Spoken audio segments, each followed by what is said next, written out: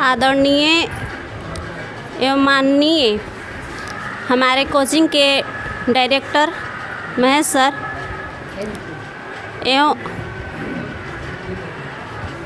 हमारे प्यारे मित्र भाई एवं बहन, आज बहुत हर्ष की बात है कि आज 75वीं स्वतंत्रता दिवस के रूप में हम लोग मना रहे हैं और यहाँ उपस्थित हुए हैं। ये कोचिंग में पहली बार मनाया जा रहा है और हम उम्मीद करते हैं कि आगे भी मतलब मनाया जाएगा।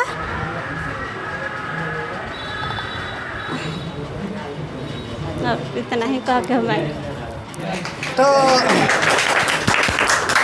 अभी आपने शोभा जी के बाद अनुपम जी के बाद सुने, इन लोग दोनों का काफ़ी मेहनत करते हैं, एक शादीशुदा हो करके भी। और इन लोग के देखिए बच्चे ये शोभा जी के बच्चे हैं और एक अनुपम जी का एक दो बच्चे हैं, और फिर भी देखिए कि कितना मेहनत कर रहे हैं, अभी भी लगे हुए हैं, पढ़ाई में कोई कमी नहीं। जितना इन लोग से बनता है उतना मेहनत करते हैं, सुबह में भी शाम में भी आते हैं यहाँ पे क्यूज में।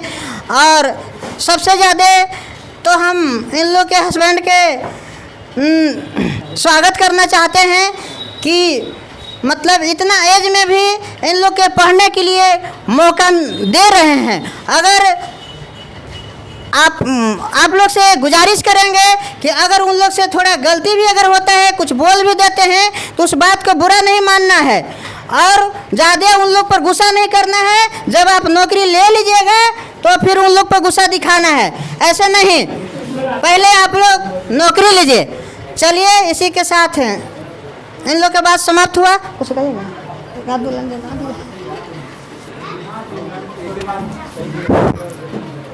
कसम उस धरती का, कसम उस भगवान का, कसम उस धरती का, कसम उस भगवान का, लिख दूंगी अपना खून से इनकलाब हिंदुस्तान का।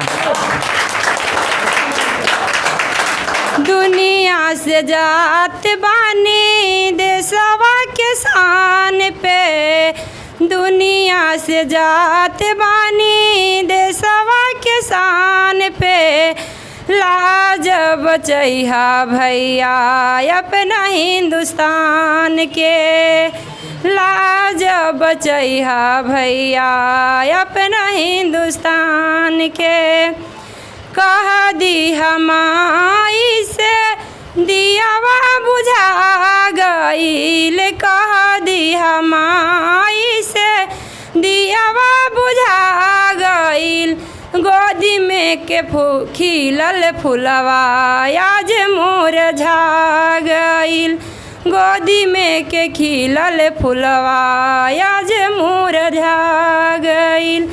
ओढ़ा द कफन हमरा अपन बेटा जान के, लाज बचैहा भैया अपना हिंदुस्तान के, लाज बचैहा भैया अपना हिंदुस्तान के।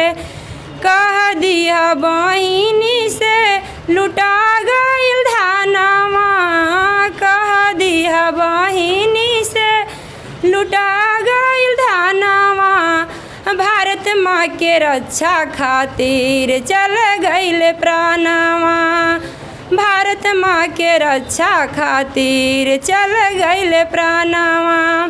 हमारा के बांध राखी अपन भाई मान के, हमारा के बांध राखी अपन भाई मान के, लाज बचैहा भैया अपना हिंदुस्तान के, लाज बचैहा भैया अपना हिंदुस्तान के।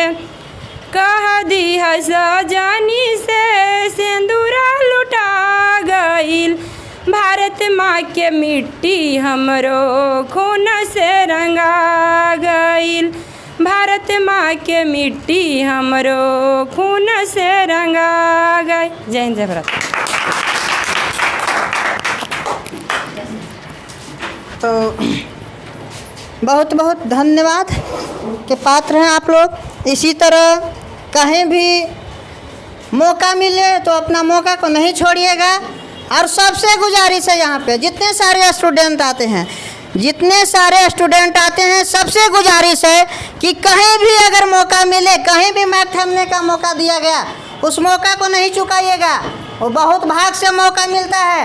आप कभी कभी देखते होंगे नेता लोग आते हैं, वो स्टेज पे नहीं बोलने का मौका दिया जाता है तो लोग झगड़ा कर लेते हैं, और यहाँ पे मौका दे रहे हैं तो आप लोग भाग रहे हैं। अगर वहाँ पे अगर मौका दे दिया जाएगा तो फिर आप लोग वहाँ पे मिस कर दिएगा, नहीं बोल पाइएगा, हाथ पैर थरथराने लगेगा। तो ये सब सीखना है। कोचिंग संस्थान का मतलब, एक टीचर का मतलब यही होता है, ये सब सिखाने का। तो चलिए आज और कोई बोलेंगे आप लोग में से कोई एक आध गो? राहुल जी आइए, एक आध दो शब्द बोलिए। हाँ, तो हमारे क्लास का ही स्टूडेंट है कि और सहयोगी कहिए, आइएगा हम जी, आइए। बंद करिए, लगाइए, हो गया। आज हम बता दे रहे हैं, इतना प्रेशर जब फंक्शन करते हैं तो आप लोग के बोलने का मौका देते हैं, इसका हम बहुत बड़ा भुक्तभोगी हैं। जहाँ पे हम इंजीनियरिंग कॉलेज में थे तो वहाँ पे जब बीटेक कर रहे थे तो साथ साथ हम गेट की ही तैयारी कर रहे थे। तो जितना 12-13 सब्जेक्ट जो हार्ड होता था वो गेट का जब क्लास करते थे तो हम साइड से हम पढ़ लिए थे ट्यूशन के रूप में। तो मेरा पेपर में तो बहुत, क्लास में हर एक सब्जेक्ट में अच्छा नंबर रहता था। बहुत सारे पेपर में टॉप भी करते थे, बहुत में एक दो आगे मेरे से निकल जाते थे। लेकिन लास्ट जहाँ भी डिप्लोमा किए वहाँ भी स्कूल कॉलेज टॉप किए, और जहाँ बीटेक किए वहाँ सेकंड स्थान पर रहे। लेकिन मेरा सबसे बहुत बड़ा खामियां था जो आज आप लोग के सामने बता दे रहे हैं कि पेपर में तो अच्छा नंबर लिख देते थे, लेकिन जब वाइवा होता था, यूनिवर्सिटी से एक्सटर्नल जब आते थे, वहाँ पे हम सबसे पीछे हो जाते थे, क्योंकि मेरा बोलने का आदत नहीं था। आज जो हम जितना बोल रहे हैं आप लोग के सामने, वहाँ अगर मेरे सीनियर या कोई भी टीचर अगर खड़े हो जाते थे तो हमसे 2 शब्द नहीं निकलता था। और यही कारण है कि जानते हुए भी वाइवा में हम नहीं बोल पाते थे, और इसको भुगतने पड़ता था कि मेरा वाइवा में सबसे कम नंबर आता था। जिनका पेपर में कम नंबर आता था उनकी बोलने की आदत था कुछ न कुछ।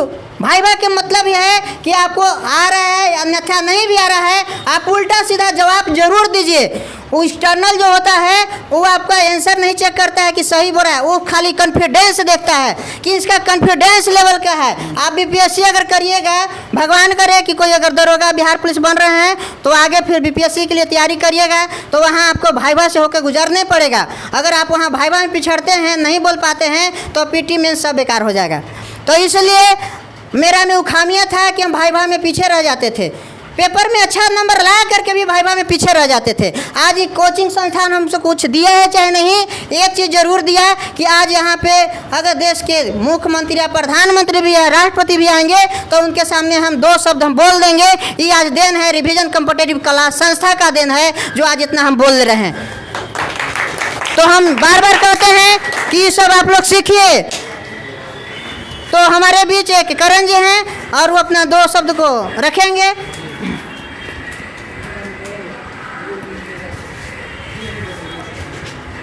यहाँ पे उपस्थित सर और मेरे प्रिय साथियों को इस 75 स्वतंत्रता दिवस के समारोह में उपस्थित हुए उसके लिए मैं धन्यवाद और शुभकामनाएं करता हूँ। यस, हम लोग सभी जानते हैं कि 15 अगस्त 1947 को अपना भारत पूर्णतः रूप से आज़ाद हुआ और इस आज़ादी में न जाने कितने नेताओं ने बलिदान दिया, जैसे में सुभाष चंद्र बोस, शहीद भगत सिंह और सरदार वल्लभ भाई पटेल भी थे और कई नेताओं ने बलिदान दिया और देशवासियों ने भी दिया।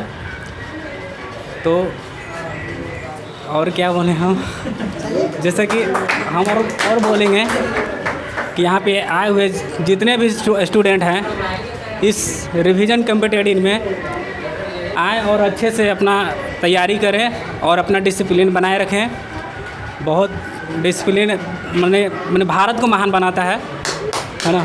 और इसके आगे कुछ नहीं कहेंगे। बहुत बहुत धन्यवाद के पात्र हैं करण जी मेरे तरफ से, और बहुत ही अच्छा लगा। इनका तैयारी भी अच्छा है। तो तैयारी के साथ साथ अगर यहाँ पे मौका मिलता था, नहीं बोल पाता तो हमको खराब लगता था। आज 2 शब्द ही क्यों नहीं, यहाँ पे आने के बाद आज हमको बहुत खुशी मिली, और ऐसे होना भी चाहिए। एक टीचर का मतलब ही होता है कि स्टूडेंट को जोश, जुनून और एनर्जी पैदा करे, वही टीचर होता है।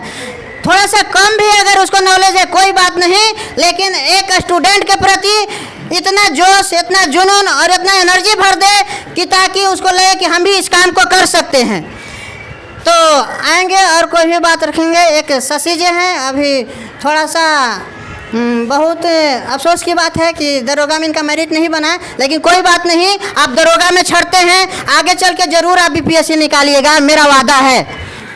भगवान शायद उसी के लिए उनको वहाँ छाड़ते हैं कि अगर यहाँ से इसको छाड़ते हैं तो और मेहनत करेगा और उससे आगे भी चलेगा। और देखिए अमिताभ बच्चन जी का, माननीय अमिताभ बच्चन जी का वो एक सपना था उनका, जो आकाशवाणी जो होता है ना, आकाशवाणी जो होता था उसमें बोलने का उनको मतलब सपना रहता था कि हम उसमें सिलेक्शन हो और उसमें हम बोले।